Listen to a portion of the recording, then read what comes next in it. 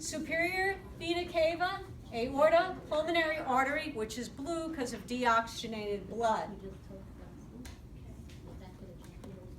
Oh, you're stuck. All right.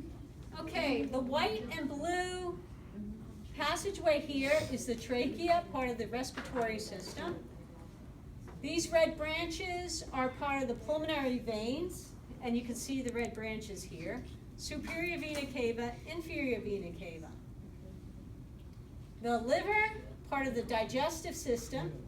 The serous membrane directly on the liver or any of the abdominal organs is called the visceral peritoneum.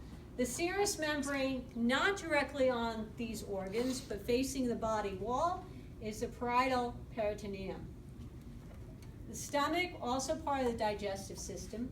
The greater omentum, the jejunum, the ileum. The spleen, part of the lymphatic system or the immune system. The pancreas, digestive system, as well as endocrine because it makes glucagon and insulin. This portion here, passageway, is the duodenum, part of the small intestine. So all this is the small intestine, and the darker tubing around it is the large intestine. This structure here represents the parietal peritoneum, the serous membrane around the abdominal cavity. This is the greater omentum, the flap of fat.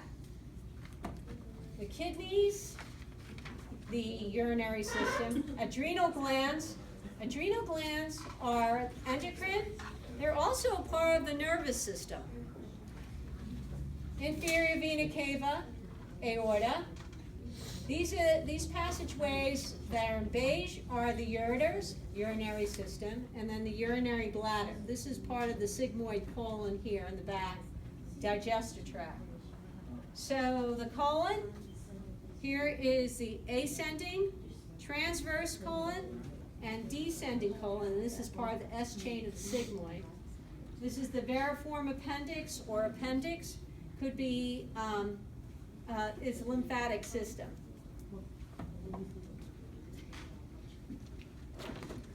The testes, the urinary bladder. This is, this is the anus. The female, here she is.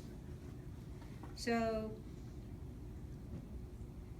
we open this up. Number 54 here is the ovary. This is passageway is the uterine tube. This is the uterus. This is the bladder. This is the rectum. This is the anus. And of course the ovary and the testes are part of the reproductive system as well as the uterus and the uterine tube. Urinary bladder is part of the urinary system. Abdominal pelvic regions. So the spleen would be considered in the left hypochondriac region. The bladder could be in the pubic or the hypogastric region. The stomach is also in the left hypochondriac region as well as the epigastric. Most likely the small intestine will be represented in all 9 regions, okay? The liver is in the right hypogastric region as well as the epigastric region and a little bit of the right lumbar region. The gallbladder, depending on where the lines are, would be in the right hypochondriac region as well as the right lumbar. The left ovary, if we could put that there, the left ovary would be in the left inguinal region. The left ovary would be in the left lower quadrant if I asked for quadrants. Okay. I think that's about it, right, on torso? As well as little man. It's just better represented on torso because everything's larger scale.